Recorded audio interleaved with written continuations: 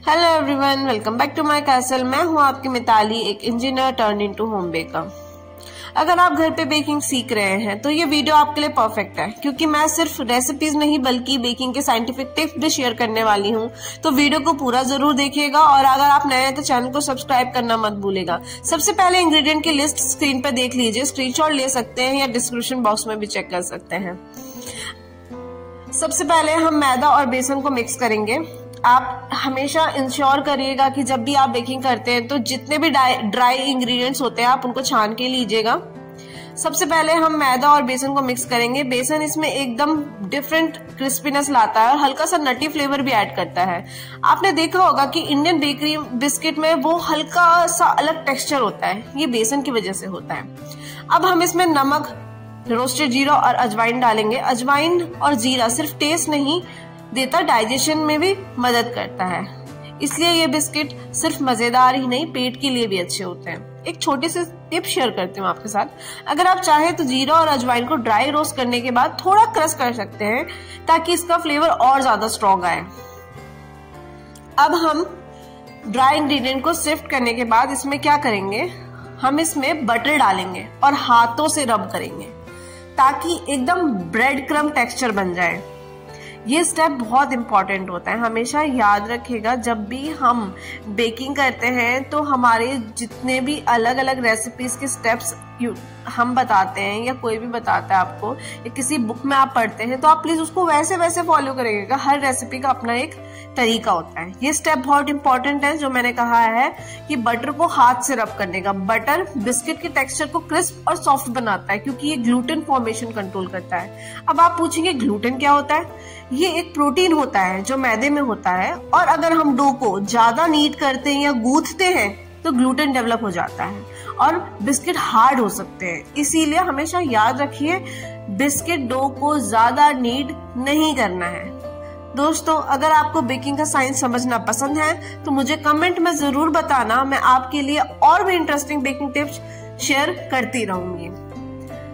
अब आप देख रहे हैं कि जो मैं इकट्ठा करना चाह रही हूँ, स्क्रीन पे देख रहे हैं कि मैं हाथों से उनको नीड कर रही हूँ, जैसे आटा गूंथते हैं, तो हो नहीं रहा था। अब मैं नहीं चाहती कि मैं ओवर नीड कर दूं, तो मैंने क्या करा, आपके पास अगर हैंड ब्लेंडर है तो उसमें जो आटा नीड करने की अलग से मशीन आती है आप उसको यूज करिएगा। हैंड ब्लेंडर यूज मत करिएगा। जो विस्क आती है विप क्रीम को, वो दूसरी होती है और जो आटा नीड करने की होती है वो दूसरी होती है। तो मैंने स्टैंड मिक्सचर यूज करा है इसमें ताकि मैं ओवर नीड ना कर दूं।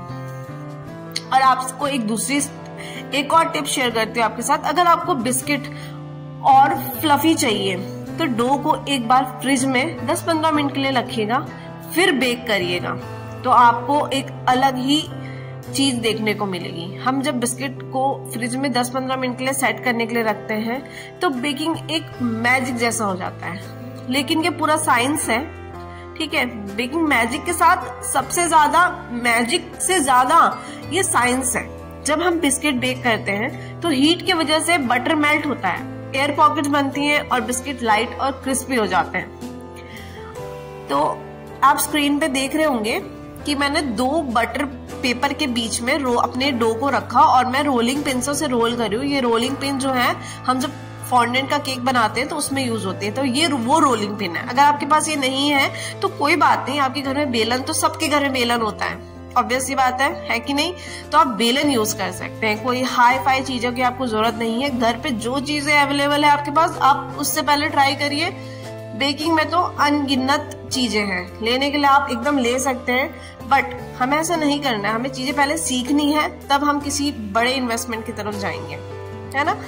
तो चलो, हम इसकी जो कटिंग कर रहे हैं वो ऐसे कर रहे हैं जैसे हम शक्कर पारे घर पे जब बनाते हैं, जब हम बचपन में देखा होगा अपने मम्मी लोगों को बनाते हुए, वैसे ही बनाते हैं ना। ये चाकू से काटते हैं फिर उनको शेप देते हैं, बिल्कुल ऐसे ही इनके साथ करना है। अगर आपके पास कुकी कटर है तो और अच्छी बात है, आप अपने हिसाब से अपने डिजाइन शेप जो भी देना चाहते हैं वो दे सकते हैं। मैं नॉर्मल जो स्क्वायर शेप होता है वो दे रही हूँ इनको।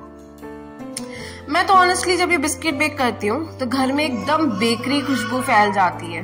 अगर आप भी घर पे बेक करते हैं तो मुझे कमेंट में बताइएगा आपकी फेवरेट रेसिपी कौन सी है। तो लीजिए, तैयार है इसके शेप्स। तो अब ये बेक होने के लिए जाएंगे। मैंने बेकिंग वो क्या बोलते हैं इसको,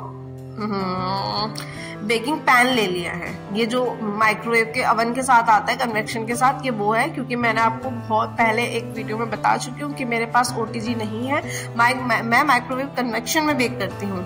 अगर आपके पास भी है तो मुझे बताइएगा, मैं आपको उस कन्वेक्शन की अलग से एक वीडियो शेयर करूंगी कि आप उसमें कैसे बेक कर सकते हैं, क्या क्या चीजें यूज कर सकते हैं, वो मैं कभी किसी वीडियो में बताऊंगी। ये वीडियो अगर मैं ऐसे बताने लगी तो बहुत लॉन्ग हो जाएगी, बातें खत्म नहीं होगी।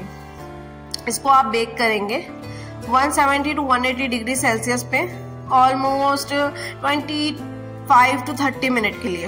और एक और चीज आपको बताती हूँ, हमेशा बेकिंग के 5 मिनट पहले, टाइमर पूरा होने से 5 मिनट पहले आप अवन खोल के देख लीजिएगा आपकी ओवर बेकिंग तो नहीं हो रही है। आप चेक कर लीजिएगा, अगर बेक हो चुके हैं तो निकाल लीजिएगा, अगर नहीं हुए हैं तो और 5 मिनट के लिए रख दीजिएगा, सिंपल।